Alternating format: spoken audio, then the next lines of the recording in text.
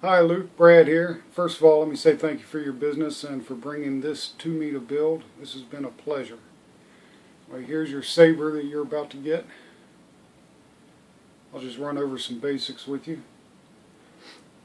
First thing's a kill key in the back here. Little custom shape so it'll fit around the ring there. If you ever lose the kill key, you can use this that I'll supply. Front button cuts it on and off. Hold it for a second, it'll cut it off. I'll show you more about that though after we get a blade in it.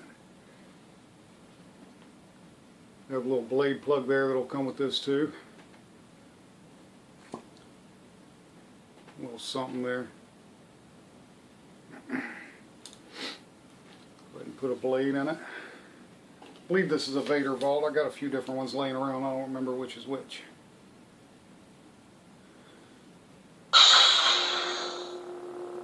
Blue. We'll go through the colors. Press both buttons at the same time. Now I'll let you go through, I believe, 7 colors that you can store in this.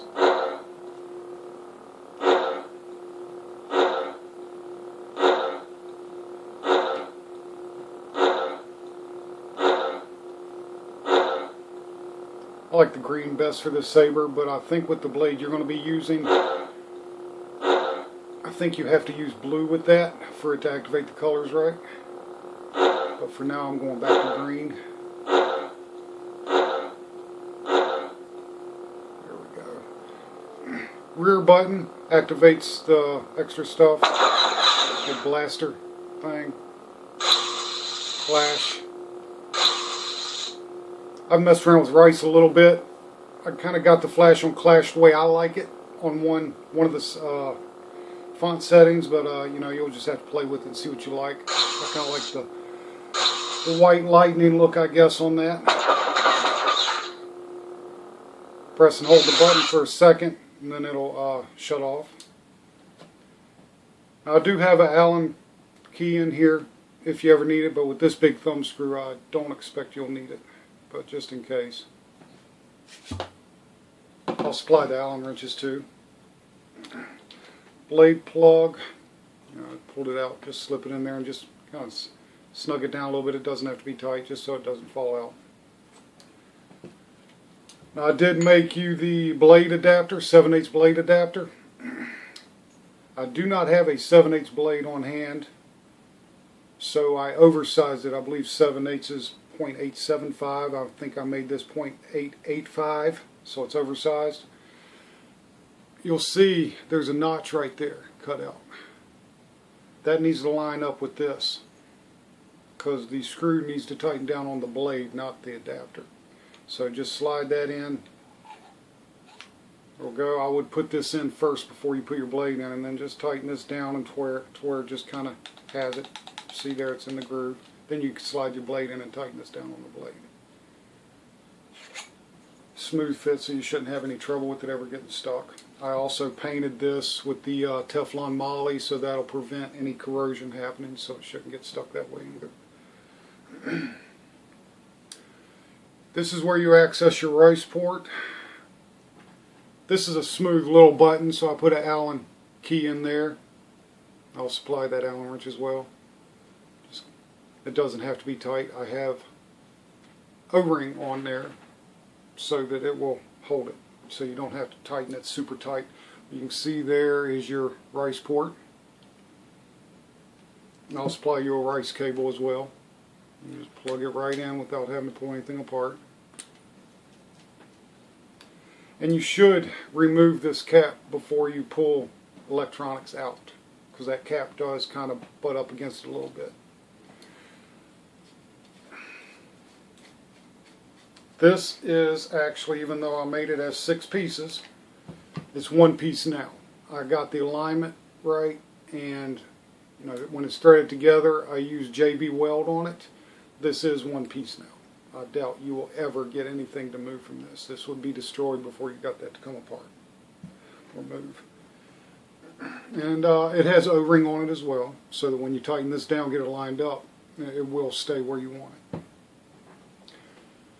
So there you see, that's where the charge port is that you can access through the rear hull. To pull this out, it's a little snug at first, which I meant it to be, so that, you know, when you're using it, it's solid. Solid build is what I'll focus on.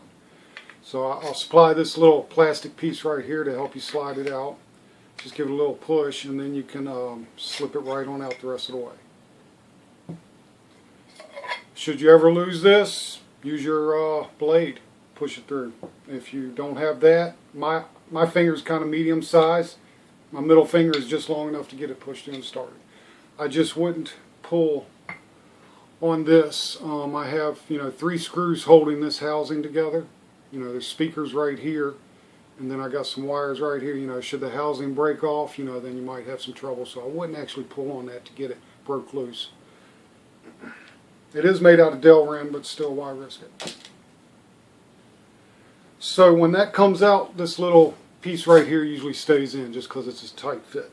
So then pull that out. You know, I've already discussed with you that I have Velcro on this.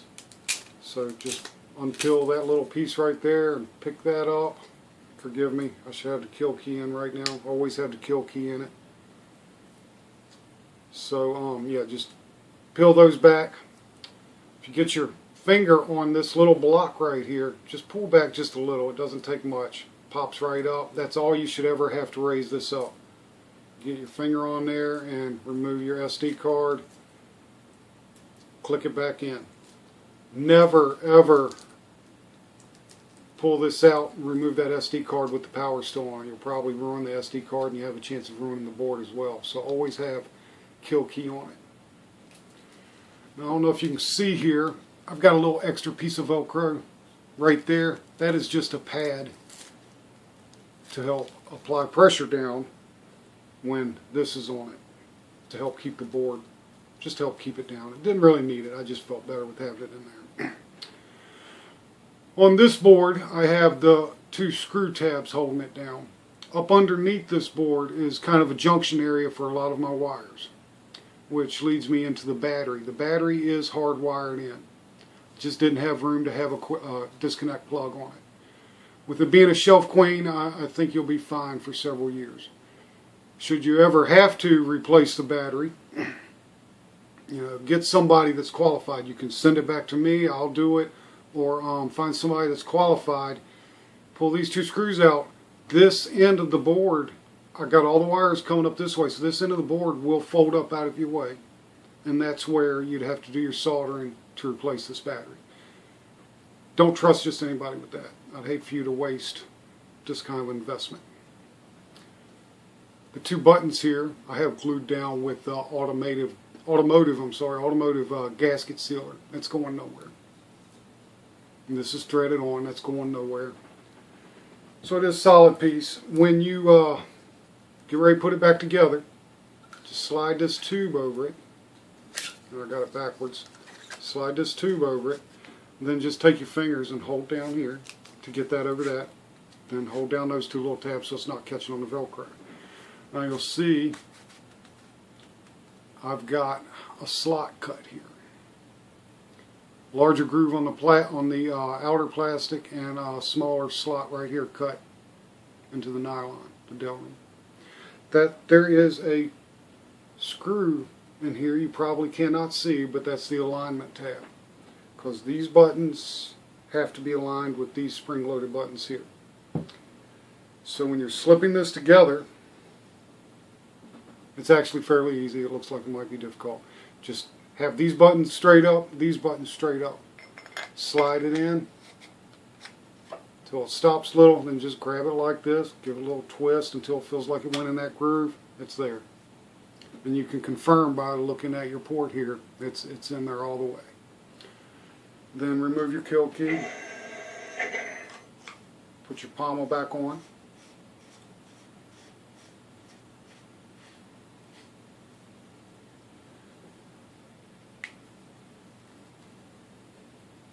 And you can get that thing.